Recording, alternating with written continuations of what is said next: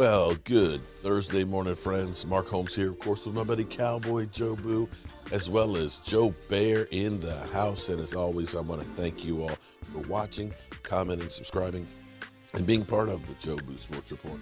Without you guys, as well as you ladies, you know that this literally does not work. So let's get open for business here, and let's wake up my football gods. Good morning, guys. How are you guys doing? I don't know about you, but it's Thirsty Thursday. That means week number 3 of the NFL kicks off tonight. Let me know if you would like for us to live stream, just hang out together the game tonight. I may do at least the first half, maybe the whole game, because the games, oh my God. The NFL games this season have been intense. They have been crazy. And here's what, all you haters, let me say thank you very much, because you know what? I don't think I would have so many subscribers and views without you haters out there. And in fact, I don't think that the Dallas Cowboys would have not one, but both of the 2 highest rated football games if it wasn't for all you haters out there hoping to see the Dallas Cowboys fail. You know, you just love to hate us, and that's all good. It's great, because hating is real. Yeah, you know what I'm saying? Like, real hating, man, that's like an art form, man. You know, it's like you like a born a hater, like myself, man. You know, a lot of cats think they hate, but, man, I mean, I'm mad at everything, man. Brother got a nice car, man. Why you got a car, man? I only got one car. Why you got 3 cars or a wife or all that, man? That's played out, man. I hate on it till he's totally broke. It ain't got nothing like me, you know what I'm saying? Because, that's what real hating is all about. That's what real hating's all about. But it is what it is. It's all good because it is hate week because we have the Eagles. I think Philly 500 has arisen from the dead. He was hiding out underneath the covers first part of the week. He was under the weather. He actually told me that he was sick. And out of respect for him and actually feeling bad for him, because, see, here's what this mother humper does. Some months back, he was dealing with this knee, man, couldn't get any pain meds and everything else. And he was literally crying to me, man, my knees, I got to go to the, I'm like, dude, here's what you do. Rest, ice, compression, and elevation. Do that first, okay? Take 4 Tylenols, okay? Because that's like that one 800 milligram ibuprofen. That's like one of the 800 milligram ones there, okay? Stay off of it. Stop running around like a crazy man watching the football games. And literally over the phone, holding his hand, dealing with the pain. I had to literally hold his damn hand like he's a baby. Like a baby. And he had told me that he did the live stream on Sunday with 101 fever, pink eye, and everything else, and that he was feeling like a Mack truck ran him over. I said, dude, man, you got to take it easy. You need to get some rest. You know what? I said, listen, rivalry aside, you got to take care of you. I want you to feel better. I want you to take it easy, okay? Get your test done, make sure everything's cool. If you need to, go to the doctor. Don't play around. I care about you. I care about you, Philly. And decided to just say, you know what, rivalry aside, man, health is more important. I've been cool. But leave him alone. And here it is. Michael comes upstairs last night and says, Philly calling you out. I'm like, this mother humper. It's like, wait a minute. I have left prime time opportunities to go after him because I've been concerned with him. The minute that brother gets healthy, boom, he talks some smack. And I keep forgetting things that, I went out of my way risking life and limb, going to an autograph signing, getting a Joe Barty that I made with my own 2 hands, hand-painted, going through a crowd of Eagle fans, dealing with Miles Sanders' girlfriend giving me the side eye because you a Cowboy fan, what the fuck are you doing here? To get his autograph, to get one from his quarterback. That I want you to understand. I want you to understand the level that we went here. That Joe Barty has been in the hands of Miles Sanders and Jalen Hurts before it got to Philly's greasy hands. And now this mother humper is going to try and do a hatchet job on me after he welched on a bet and ended up betting the belt with Kyle Pizzle. You know, I'm beginning to realize that this is a one-sided friendship here. Yeah, that guy. But I'm amazed because I'm looking at this game, and I say to myself, you know what? Every week, you don't know what it's going to be. Ask the New Orleans Saints that blew out the Green Bay Packers, looked like world beaters, and then got the ass handed to them by Carolina. The NFL is a week-to-week league. You saw the Eagles kick ass against Falcons in their turf. Then get kind of manhandled by the 49ers and a bad quarterback. You don't know what's going to happen. So I'm going, hey, listen, I'm glad we got a win last week. Glad my team, has got some games that you look at that should be easier. But I ain't going to go up here like Philly and say, we're going to win. I mean, I'm sitting here listening to Bird Gang when we did that interview. We going 12-5, man. We going to take care. I'm just like, wow. You guys are awful confident. Now, enough with the Birds for the moment. It seems like you've got to give the Dallas Cowboys front office some credit, y'all. It bothered me when John Fossil said the fans want. The fans want. We want to give the fans what they want. Well, you know what the fans want? The fans want a Super Bowl. So if you're talking about saying we're going to give you a Super Bowl, we're all on board with that. But other than that, you can't let the mob rule. Because we would be doing some crazy shit out there, okay? Because, I've heard some of our fans say, I'll take RG3 over Dak Prescott. What?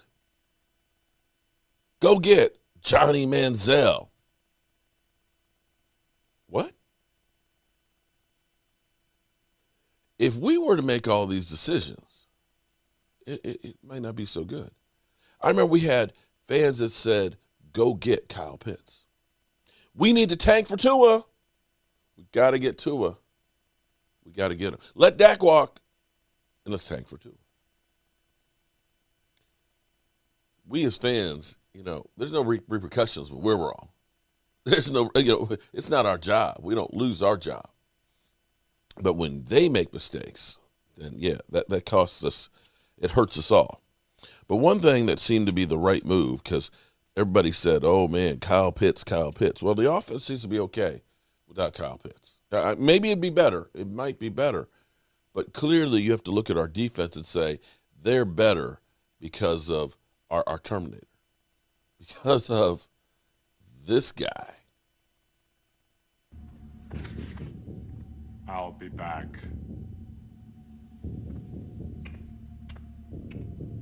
I'll be back. Micah Parsons, a.k.a. now the Terminator. And I dare say, while we're going through here with movie characters, of course, I've got to say that we may have the return of the Predator. And see, if the fans ruled everything here, how many people said, get rid of Jalen Smith? Trade him for a ham sandwich. I don't want him on my team. I don't want him to step on the field. But most fans don't realize that Jalen Smith actually played more plays than the Terminator. Jalen Smith, you always get the blame when you have bad games and bad plays because it's front and center when you make a bad tackle and you're carried down the field, or a guy gets a first down and you're still doing a swipe. You get seen on that. But when you do your job, most fans don't notice.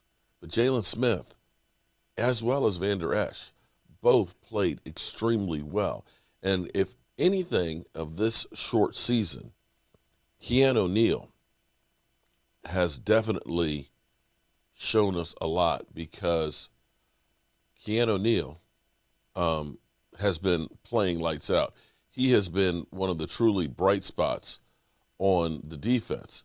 But the problem for our Cowboys right now is Keanu Neal, and this is where you can go back to Michael Irvin, where Michael Irvin said, about being vaccinated and everything else, of doing everything you can to stay on the field.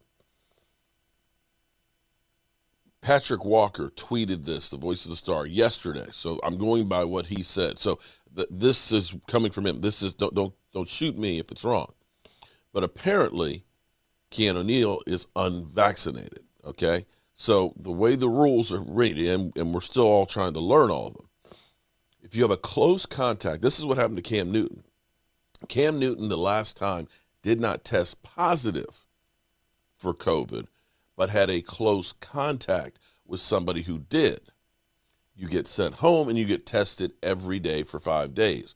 If no signs show up, no symptoms, and all are negative tests, then you can get back. But you cannot be in the facilities and you cannot practice. So this is where Keanu Neal, whoa, dude, whoa, is in the protocol right now because he is unvaccinated. So yesterday, being Wednesday, Thursday, Friday, Saturday, Sunday, if he tests negative those 5 days, he would be eligible to play on Monday, but will have no practice, which means he can only have, basically computer work of following out the game plan and things like that, but not actually working out in the field. And herein lies the problem for teams if you have guys that aren't vaccinated. He's never tested positive, but he's in the protocol for at least 5 days to see if he does come down with it from it. And for us, every week to have somebody on the list, it's a killer. The one good thing you can look at and say is at least the Cowboys, linebacker is the one position we have quite a bit of, but we can't keep spreading this thing around every week, because we do have Jabril Cox that's out there as well. We've got Van Der Esch, we've got Jalen Smith. Of course, we've got Micah Parsons, but we kind of need him for defensive end. So we have a rotation of guys. And herein lies where keeping Jalen Smith may end up paying off because you don't want to be shorthanded. And this season, more than probably any other in history, is truly going to be a war of attrition because it's a 17-game season, because we're still in the middle of a pandemic where you could lose guys at the drop of a hat. You need to have 2 sets of every position at least to be able to put the product on the field. Now, one more thing before I get out of here, because we're getting kind of long-winded. What's interesting is the Cowboys versus the Eagles. It's going to be, the rating's going to be through the roof. We're going to be here live. We're going to be having a 3-foot-long steak and cheese, not a cheesesteak, steak and cheese. That sub is, the sub roll is this thick. I'm going to show you Eagle Mother Humpers what it's like. I'm going to fire up my griddle. We're going to have the mushrooms sliced real nice. We're going to have, the onions to go with that sucker. The nice, the dilla, sweet onions. We're going to have the red peppers, the green peppers, and even the jalapeno peppers that are all grilled with that sucker. And we're not just using ribeye.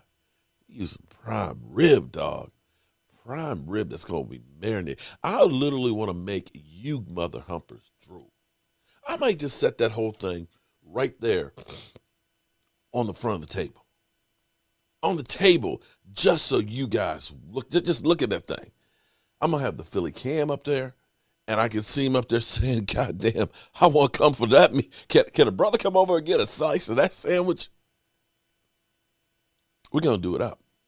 And we know that this will be more mother humpers watching Monday Night Football. Might break a record. Interesting thing, the Eagles are where we were last year in defense. I remember doing a video because it was insane. Excuse me. It was insane because we were so pathetic, so anemic at taking away the football. The NFL record low for taking the football away was the 2019 San Francisco 49ers that took away 7. First part of the season, the Cowboys, we were on pace to beat that. Literally, we had like 1 interception like the first 6 games or so. And that hurts your team. It hurts your defense. It doesn't get you an easy off on the field. It doesn't get extra opportunities for your offense. Turnovers are a key metric. More times than not, if you get more turnovers than you give away, you're going to win. Doesn't happen all the time, but it's a good indicator that things are good. Right now, the Dallas Cowboys, through 2 games, and it's still early. That could change. The Cowboys lead the league in taking away the football. They do. I need that ball. Get me the ball. You need the ball. Get me the ball. Get you the ball. Are you Give me the ball. Give me the ball. Get me the ball. The Eagles, on the other hand, are on the complete opposite side of the equation. The Eagles are so bad. I found this article this morning, and I was mystified because we always, we know about Fletcher Coxes and stuff in there. Those guys that are incredible up the middle and stuff, and the pressure that he put on quarterbacks. It's an article from Reuben Frank, Eagle Insider. The Eagles' last interception was against a quarterback who's retired. Damn. Their last forced fumble was forced by a player who's not currently on an NFL roster. Damn. Their last September interception was picked off by a player who hasn't played in 2 years. The last time they got an interception in September is a guy who hasn't played in 2 years? Damn. The Eagles do not create turnovers, and that's been the case for a few years now. But this year was supposed to be different. At least so far, it's not. For the first time in 23 years, only the 3rd time in franchise history, the Eagles have no takeaways 2 games into a season. Wow. Not one. Not a single one. And I hope that the Cowboys can continue that streak. Because, again, takeaways are huge in the NFL. They are momentum changers. They are an opportunity to have as much as a 14-point swing. And when you can't get them, it makes it harder for your offense, especially if they turn it over. So we'll see what we got to see. We'll see what's going on with the Eagle fans. They are literally coming out the woodwork right now after me. They are trolling the F out of me. I've got Eagles YouTubers I've never heard of that are like, coming and say, "Hey man, I want you to come on." I feel like, I'm just like like I'm going to a tribe of people that are like man eaters or whatever, and hey, we want to show you, we're just gonna feast on you. I'm just like, man, dude, cannibals. It's like that I'm tied up on a stretcher. And they're just parading me around. I'm just trying to figure it out. But I'm going to be humble. I'm going to see what the Cowboys do. And with that being said, you know how we roll. Our folks here, and as always, I want to thank you all for watching, commenting, subscribing, and being part of the Joe Boo Sports Report.